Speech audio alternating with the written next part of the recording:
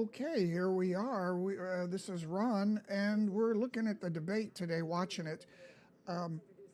These are the debate rules that were in place for Trump. The Democrats got them in place. They thought they were going to put Trump at a disadvantage with no audience and a kind of very structured setting, but it seemed to help Trump, kept him in line, and since then the Democrats trying to unravel that. But here we are still. Second debate was a disaster for Trump. It opened an opportunity for Harris to come out fresh. She certainly seemed more composed than he did, if we say that at the very least. And here we have a debate under these same rules with the Republican and Democratic vice presidential candidate. This lady's giving a speech. What's going on here?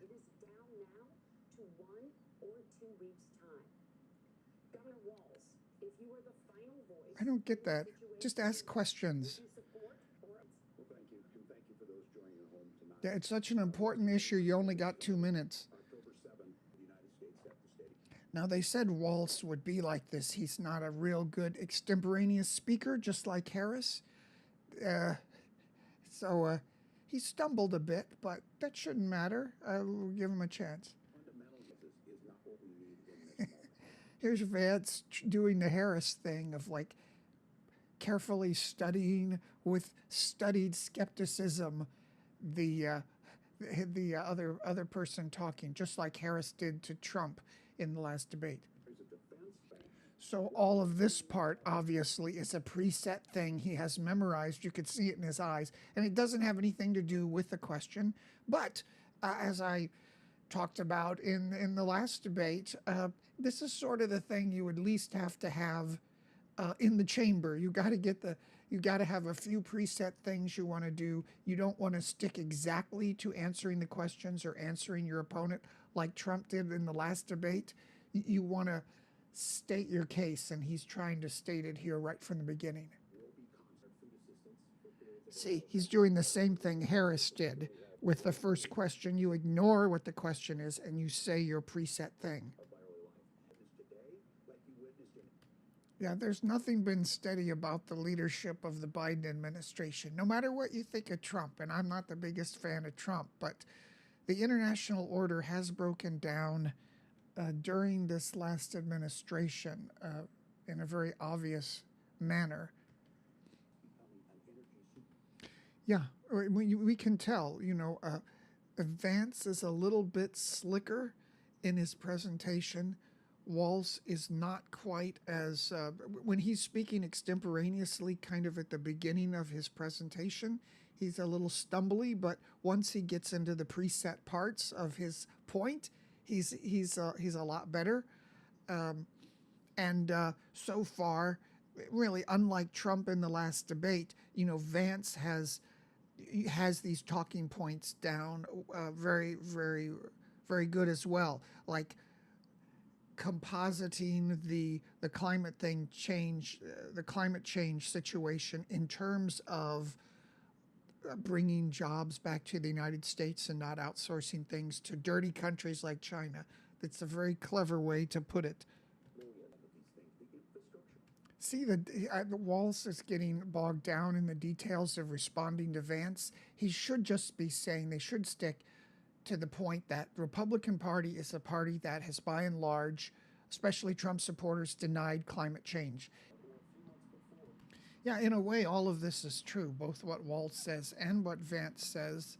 The Biden administration had a very unusual, historically open border policy that they bragged about, that they were going to change what Trump did.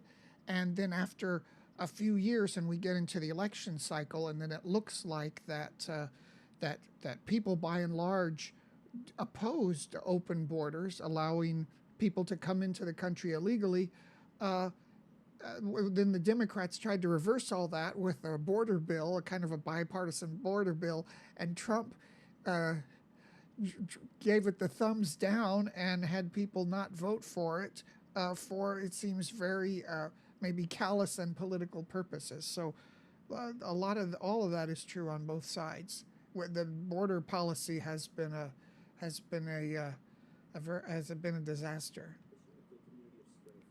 You see, both of these candidates are much better traditional politicians than we've seen with someone like Donald Trump, and even pre second debate, even Kamala Harris was a very unpolished politician in the way she spoke and presented herself. And this is much more boring. Two white, blue suited guys, the only difference being the tie color, and they're even wearing the identical American flag pin, because how would we know that they're patriots if they did not wear that pin? And I'm getting tired of this thing where one side has to look at the other in this judgmental way. This is very annoying. It's almost annoying as those silly debate moderators saying, "I'm giving you 2 minutes." I don't know. This is exactly the sort of thing you should have in a debate. They're debating each other and trying to get down to the brass tacks. But our school marms just gave them 2 minutes.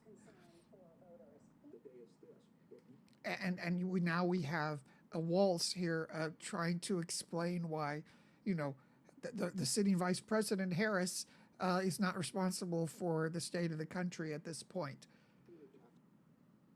So, so what happened with American trade policy, really? The Republicans haven't been very good at explaining about what the point is of everything that they're doing.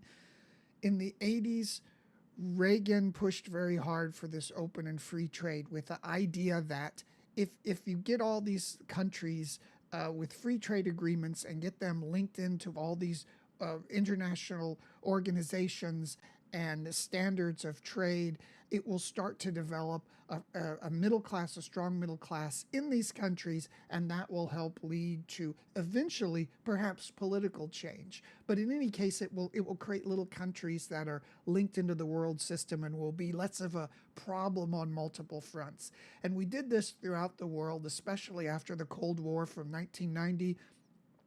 Everything is about trade blocks and agreements and open trade and stuff like that. And it worked for a lot of countries. It built up an incredible middle class in so many countries. Didn't work for some big countries that maybe have too much scale, like China. China, it only strengthened their authoritarian system while at the same time making it the country very, very rich. So maybe there's an idea of economies at scale are resistant to free trade as a way to bind countries into international norms and standards and create a middle class and free people.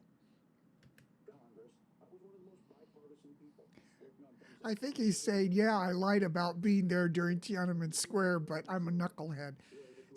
Not a bad reply, I suppose. This is going to end up, you can already tell, a much more even debate. That if you're not disingenuous, you know, like the first debate, Trump destroyed Biden. The second debate, Harris destroyed Trump for various reasons. It wasn't because of one, you know, that I just leave it at that. You can look at some of my old videos when I explain it. This is more like a traditional debate with two state-level politicians who both have some funny things to account for, and they're debating more like we would see most debates in U.S. recent electoral history, more like this.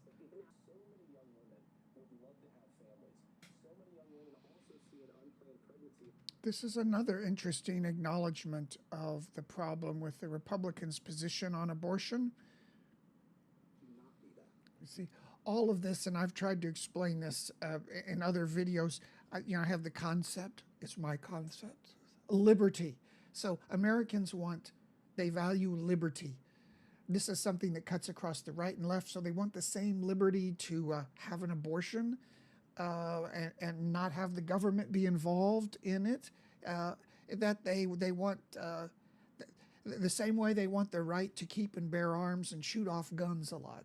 It's all about doing what you want to do, and it may be each of those things may be problematic to other people's beliefs, and the consequences sometimes, but you can see how this concept of liberty can cut across both party ideologies.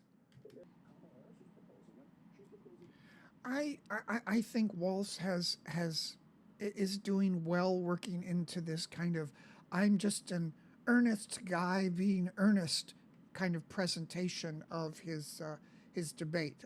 It certainly is not going to be any kind of a slam dunk. I think maybe for either side. Vance, I think he's fine as well. He seems reasonable. I would think if Republicans are saying, well, I'm not sure about Trump, if you're not sure about Trump's temperament, in what the temperament is or what it prevents him from accomplishing, Vance certainly seems to be a bit more reasonable and steady for people who are concerned about that. When I was growing up, kids brought guns to schools in the back rack of their pickup trucks, and they sat there all day. We didn't have any guards in the school. We didn't have any metal detectors. We didn't have any strong locks to keep anyone out. And if you go back even a further generation, they had shooting clubs in school. Kids would they have a shooting range. So guns are probably a little less prominent in American cities now than they were back then. So a lot of this is very much a social contagion of people who feel like they need to go out and do something drastic. And when they have guns there, it can be very serious.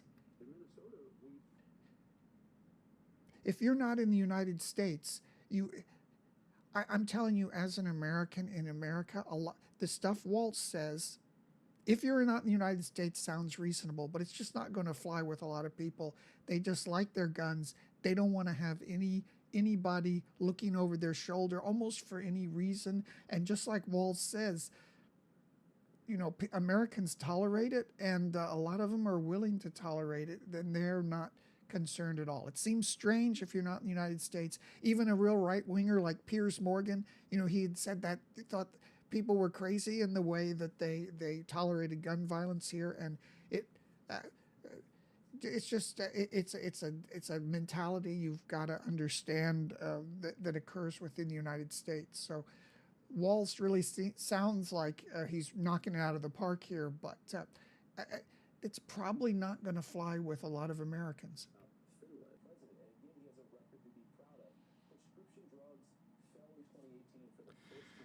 Yeah, this Affordable Care Act is, I think, a loser one for the Republicans, and here Vance is kind of diverting away onto other issues, saying prescription drugs prices were lower when Trump was president. I mean, if you're a Republican, if you're a conservative, if you're an entrepreneur, you know, the one big obstacle in the United States is not having health care because it's so expensive. So an Affordable Care Act is something the Republicans ought to be around and supporting 100% because it frees people. In the United States, people have to go bankrupt when they have a major medical problem, and they should have just said, you know, there's resistance from the Republicans to supporting the Affordable Care Act and building it out because President Obama was behind it. They tried to repeal it, but I think it's a losing issue for the Republicans. It should be one they are behind because it supports people who work. It allows you to change jobs easily. The situation in the United States is just different than a lot of countries that has fully socialized medicine. But Republicans should support that. Okay, let's see what Walz says.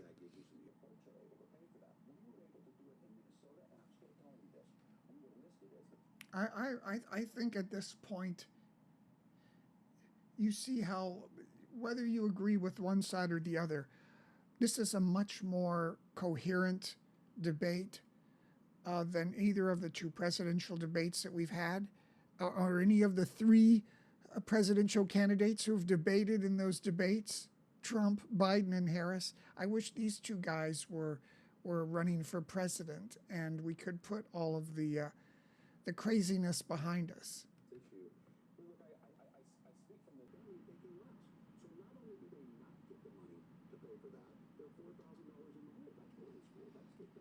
You know, I'm trying to get an evolving sense of how this is going without looking at social media or seeing what other people are saying, which so much polarized and spin garbage stuff that's out there. And I would say both of these guys, in contrast to the two previous presidential debates and the three previous presidential candidates, both of these guys seem a lot more reasonable, and they're not painting each other as crazy extremists with alarming policies, which is kind of unexpected.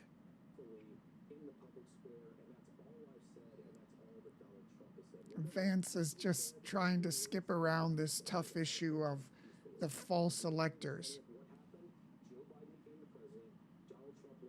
So, you know, in the United States, we have the electoral system. In each state, there's a number of electors, of votes, electoral votes, and whoever gets the most votes in the state, they get all of those electoral votes, with a couple little exceptions. U.S. is full of exceptions, but in general, you get all of those electoral votes. People had long said, and I had been taught when I was a little kid, that technically, you know, we're not voting directly for the president, these electors are. And then later on, a couple months after the election, they get together and they formally cast these electoral votes. People are casting these votes in a kind of a ceremonial circumstance. But I remember people, you know, professors saying, in theory, what if one of those people decided not to vote for the person who won all the votes in his state? They would be called an unfaithful elector. But it's just in theory. And this is what Trump had proposed to do. You know, you just get the people who represent the electoral votes to not vote for who won the election, vote for somebody else instead.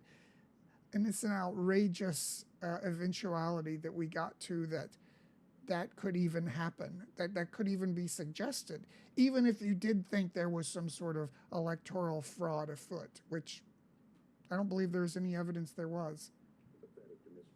Certainly Waltz has come into his own here and is doing a really good job. It seems like he's setting the pace, setting the tone, and more Vance is trying to just respond to some of these issues. And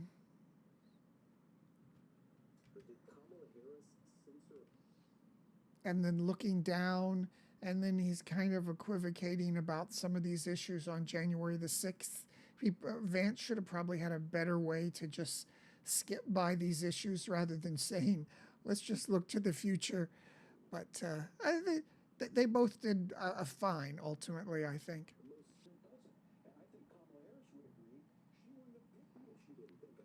Look, no matter where you stand on the issues, certainly Waltz is doing a very good job. And I understand the media tried to set him up so they could say he did a good job even before the debate. I said there were worries about his performance, but he's doing a pretty good job.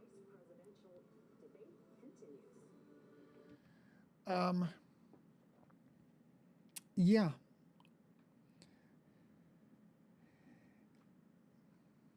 Yeah, and I would even say that Waltz, you might even say he didn't do as well as he could because he wasn't as pointed as he could be in calling out, where's Pence? Why isn't Pence the vice presidential candidate?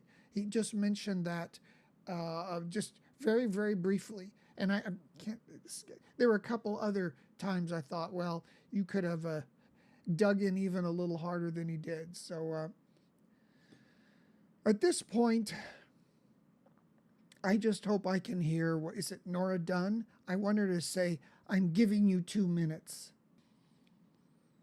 At the DMV, here's my paperwork. I'm giving you 2 minutes.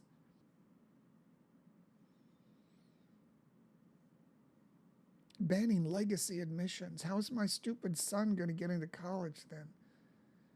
And we got John Amos. Always liked him as an actor. So many good things in Good Times. I just was watching a review of Die Hard 2. He's always good in everything. A very interesting actor, fun actor.